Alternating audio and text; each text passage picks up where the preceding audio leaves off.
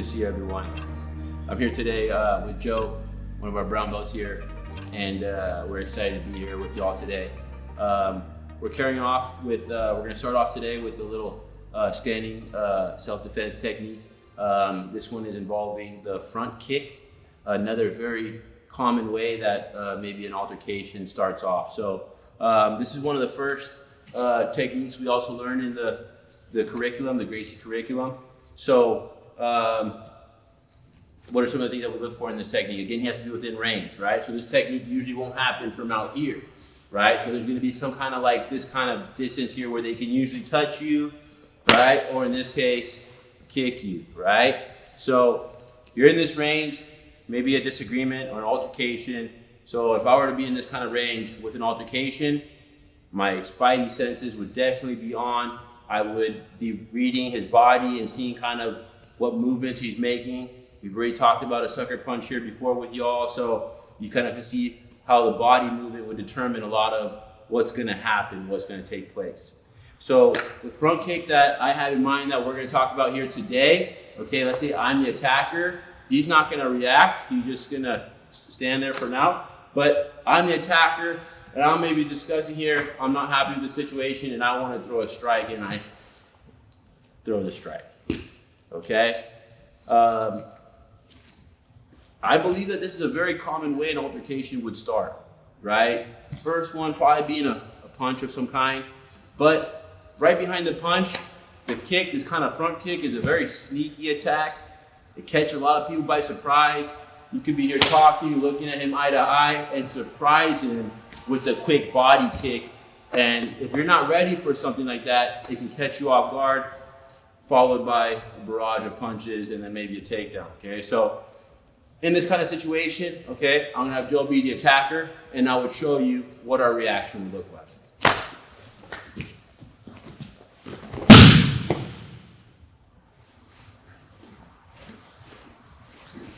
So if you're familiar with some grappling and jiu-jitsu, we ended in the knee on belly position there.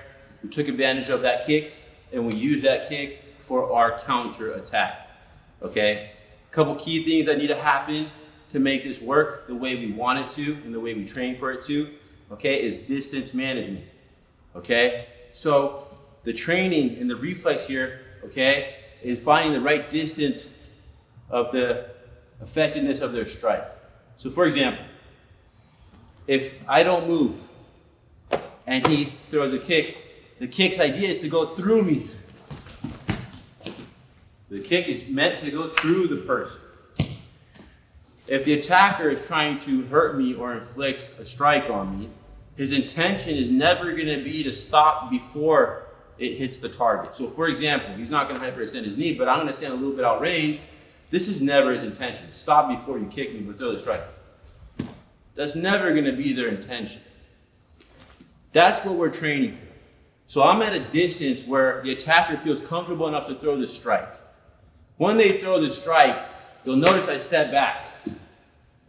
That step back puts me at that right distance where now I'm right at the end of his kick. He's touching me, but no impact. We're going to rewind. That simple step back is crucial, okay? And that's the reflex and the distance that we want. If it's too far, it's too much. No good.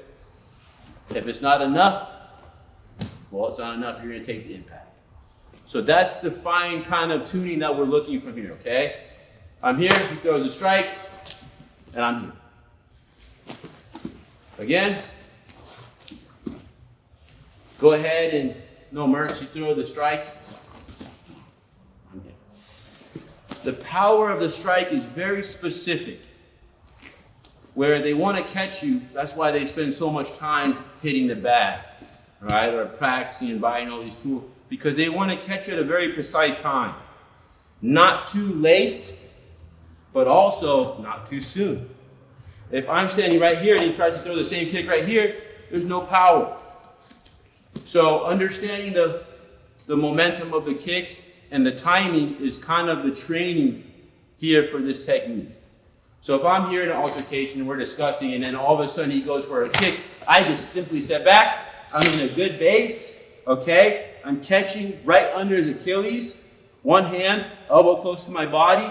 The other hand goes right under that first hand. Also, elbows close to my body. Okay, I'm here in a good base, 1 and 2. And now it's just a matter of getting my back hand, okay, which is usually the same side as the back leg. Okay, getting that hand and rotating under his heel. And I'm gonna start lifting. He's gonna fall. Don't let go of the leg right now. Actually clear it into your knee on belly position. Okay, and from here, you can strike your way into the mount position. And now you're in pretty much complete control of the fight.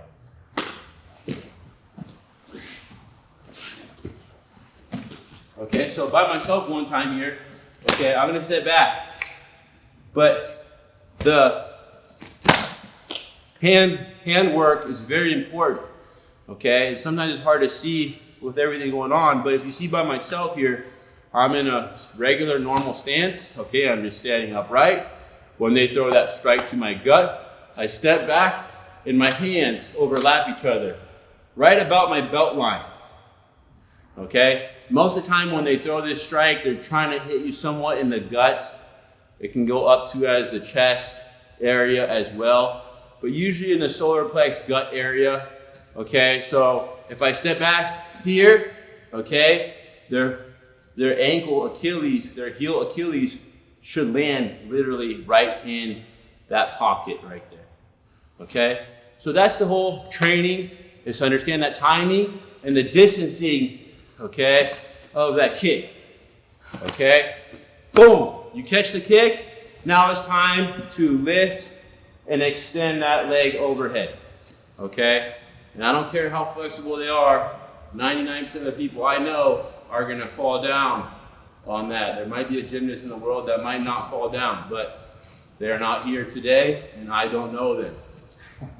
So, one more time, we're gonna run this all the way through. He's gonna throw the kick, I catch, okay, I lift, he's gonna fall backwards, step, knee on belly, okay, and this is kind of the finishing position, but you could strike your way into mount position and control from mount as well, okay? So, this one also being another quick technique, we can just go 1 and 1 for over the course of 5 minutes. Okay, so you can take this technique, again, kind of like that 5-minute practice round for techniques, and you just keep doing those techniques over time. Those 5 minutes will add up over time for each technique, okay? So, for example, okay, I'm gonna throw the kick now at Joe, okay? And he's gonna return the favor to me, and we'll do a little demonstration of what maybe 10 versions would look like here, okay? So I'm gonna throw the kick first, I go, boom, lift, beautiful. And he returns the favor.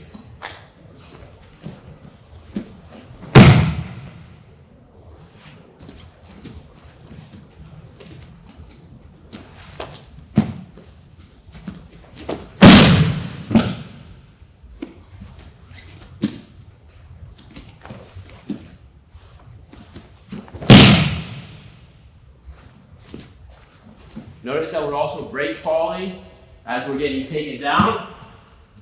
That's an important technique.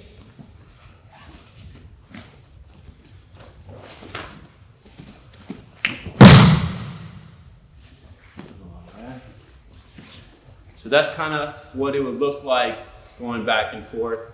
And you could do that, just going back and forth for about 5 minutes. You should get a little blood flow, and you also work on that muscle memory that we value so much, okay?